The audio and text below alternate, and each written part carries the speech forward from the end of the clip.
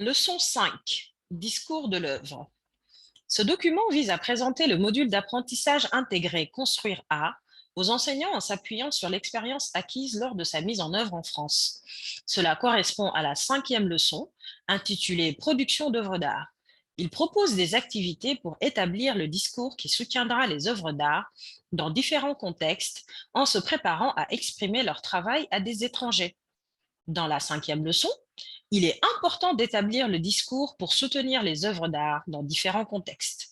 C'est en étant prêt à exprimer le travail des participants aux étrangers. C'est pourquoi l'art conceptuel semble pertinent pour le développement de l'art en tant que résistance, qui peut être au cœur de cet atelier, basé sur l'approche PALAR pour l'inclusion des Roms à travers une narration positive. L'art, en tant que résistance, travaille sur des souvenirs traumatisants particuliers, mais le but est de créer une forme efficace de protestation publique. Par conséquent, dans cette approche, la création d'un langage symbolique à travers l'œuvre d'art est cruciale pour avoir un impact sur la société. Néanmoins, les réalisations esthétiques ne remettront jamais en cause l'objectif d'offrir un espace d'échange d'idées. Même si l'objectif de l'atelier Sbeil à Ivry-sur-Seine est lié à donner une image positive de la communauté rome à Ivry-sur-Seine, lors de l'atelier, il y a eu une réflexion liée à des situations où les participants ont été soumis à l'exclusion. Et c'est pourquoi nous lions le travail fait avec l'art comme outil de protestation, mais en fournissant un discours positif. L'art, en tant qu'outil de protestation, est largement accepté car l'art permet de se souvenir dans un forum public et il est donc efficace pour susciter la discussion et la protestation. Il est généralement créé pour représenter des perspectives et des récits alternatifs dans une situation déséquilibrée qui est généralement soutenue par les médias grand public. Comme dans le cas de la discrimination de la communauté rome, il peut être possible de constater que les médias grand public, lorsqu'ils généralisent et couvrent les aspects négatifs, exacerbent la discrimination également, lorsque les outils en ligne ne peuvent pas contrôler le contenu des publications fausses ou discriminatoires qui deviennent virales. Ainsi, dans ces cas, l'art comme résistance joue un rôle important. Premièrement, il rassemble les gens pour raconter des histoires qui ont besoin d'être racontées, pour envoyer une image positive de leur culture et de leur communauté. Deuxièmement, cela encourage d'autres actions issues de l'autonomisation pour poursuivre le processus d'intégration. Les œuvres de Sbeil à Ivry-sur-Seine ont pris différentes formes d'expression qui prônent un changement social et politique, car elles sont développées par la réalité de cette communauté particulière dans la société d'Ivry-sur-Seine. Dans l'inclusion sociale, c'est pourquoi nous nous tournons vers les arts, car ces objectifs représentent une forme d'expression faite par des personnes, les participants, qui n'ont généralement pas voix au chapitre dans la société. De plus, les œuvres d'art Sbeil peuvent être classées comme art communautaire, puisque le processus a été développé du point de vue de la communauté, avec sa participation et pour son bénéfice. Elle émerge pour faire face à des inégalités ou à des besoins, et elle contient une autonomisation intentionnelle. Les œuvres d'art seront le lieu où le public pourra se mettre à la place de quelqu'un d'autre.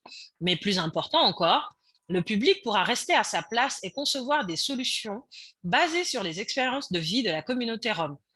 Effacer la frontière entre le public en tant qu'observateur et la communauté rome en tant que créateur. Engagez-les avec une question et mettez-les au centre de l'histoire.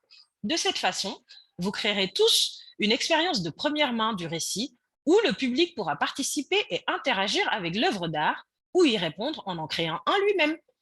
La clé est de donner de l'espoir aux autres qui peuvent s'identifier à leur expérience et susciter le désir que le public ait réellement cette expérience dans la vie réelle et contribue au changement. Afin de répondre à la question comment tenir un discours pour un récit, veuillez noter que l'analyse du discours est une méthode qualitative et interprétative d'analyse de texte, contrairement à des méthodes plus systématiques telles que l'analyse de contenu. Vous faites des interprétations basées à la fois sur les détails du matériel lui-même et sur les connaissances contextuelles. La méthodologie présentée n'est qu'un exemple. Vous pouvez utiliser d'autres méthodologies que vous connaissez déjà. Remarque. En plus de comprendre le contexte réel du discours, vous pouvez également effectuer une revue de la littérature sur le sujet et construire un cadre théorique pour guider l'analyse de votre apprenant. Par exemple, si le sujet principal est le parcours professionnel ou les métiers des Roms, vous pouvez également enquêter sur ces métiers dans d'autres cultures pour voir s'ils ont la même évolution. Ceci afin de contraster et de créer une vue d'ensemble générale englobant la culture de l'Union européenne. Il est important de proposer également un niveau de discours adapté au processus d'apprentissage des participants. Nous ne pouvons pas créer une revue de la littérature ou une analyse comparative des pays de l'Union européenne si les participants ont des difficultés telles que l'analphabétisme. Ainsi, le processus de création d'un discours artistique doit être adapté à leurs compétences pour ne pas provoquer de frustration ou d'inhibition. Exercice 4. Récit du discours artistique. Le discours est l'une des parties principales de cet atelier car il est lié au récit positif. Les apprenants feront des interprétations basées à la fois sur les détails du matériel utilisé, le prototype final lui-même et les connaissances contextuelles créées au cours de la session. Il existe différentes approches que vous pouvez utiliser pour effectuer la construction narrative du discours, mais l'exercice 4 décrit les étapes de base que les formateurs doivent suivre.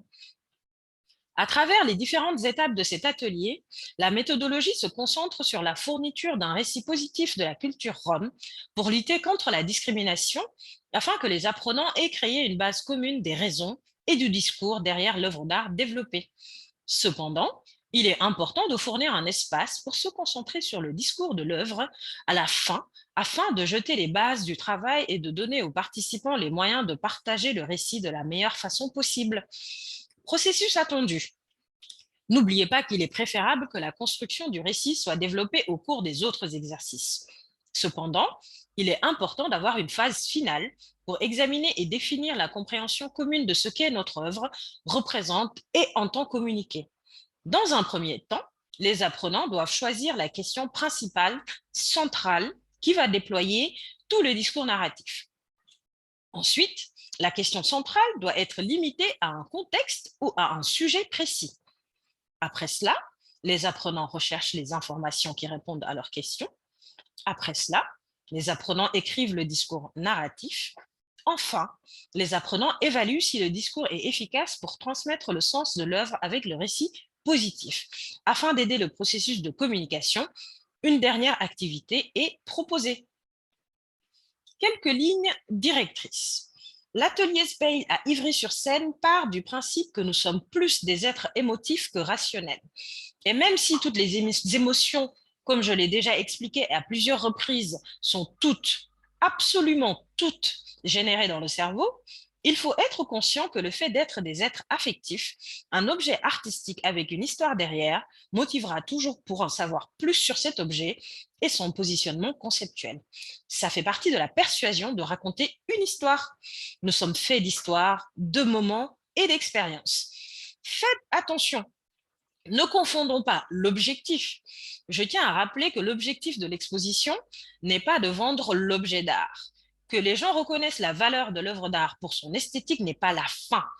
Pour l'atelier Speil, il s'agit de faire prendre conscience du processus de la communauté rom dans son intégration en France. Si le spectateur quitte cette exposition avec un regard perspicace sur ce bingo, nous avons atteint l'objectif de l'atelier. Sur cette base, faites attention aux points suivants qui doivent contenir votre récit. 1. Motivation. L'histoire doit motiver. Motivation et persuasion. En storytelling, il est important de comprendre que sans motivation, il n'y a pas d'émotion. En d'autres termes, lorsque nous racontons une histoire, quel que soit son format, il est essentiel de susciter des émotions. S'il n'y a pas d'émotion, il n'y a pas réaction des utilisateurs et l'histoire ne motive pas, ce qui fait que le message devient un échec. 2. Émotion. L'histoire doit générer des émotions. Nous avons déjà dit que nous sommes plus émotifs que des êtres rationnels. Donc, à partir de cette base, l'histoire doit exciter et sensibiliser l'utilisateur. Ce sera le résultat d'une réaction émotionnelle où l'utilisateur nous montrera que d'une manière ou d'une autre, il s'est senti identifié ou engagé. Ce sera un fait intangible, évidemment, puisque nous ne pourrons pas savoir dans quelle mesure, à quel point il a été excité et comment il a réagi. Mais s'il le fait, soyez assurés qu'il ne regardera plus la situation avec indifférence. Lorsque nous sommes touchés par un message, C'est parce qu'à un moment de l'histoire, il y a eu un mot, une image, un son ou une phrase qui nous a rappelé quelque chose à un moment donné de notre vie, le transférant au personnel, à notre propre expérience. 4. Captiver. L'histoire doit captiver, accrocher et éveiller la curiosité dès le début. À l'ère numérique où l'infoxication ou l'excès d'informations est à l'ordre du jour, là où nous recevons en moyenne 5000 visites par jour et où notre cerveau filtre ce qui nous intéresse le plus de tout ce qu'il reçoit, c'est-à-dire qu'il garde ce qui répond à nos besoins. S'il n'engage pas l'utilisateur dès les deux cas, rassurez-vous, ça ne le fera pas plus tard. Nous vivons à l'ère de l'immédiateté, où personne n'a le temps de rien et où nous voulons tout rapidement et sans délai. Il est donc logique de penser que toutes ces histoires qui ne s'engagent pas dès le début mourront au milieu pour tenter de captiver le milieu de l'histoire. 6. Facile à retenir. L'histoire doit être facile à retenir et facile à raconter. Plus une histoire est élaborée, plus nous la rendons difficile à retenir. N'oubliez pas que j'ai dit que nous recevions en moyenne 5000 accès quotidiens à l'information. Ainsi, plus l'histoire est simple ou facile à retenir, mieux c'est. Il n'est pas nécessaire de créer des histoires avec de nombreux éléments, mais oui, avec suffisamment de force et d'impact émotionnel pour les faire ressortir. Si le récit laisse sa marque, il peut être transmis à beaucoup plus de personnes. Merci.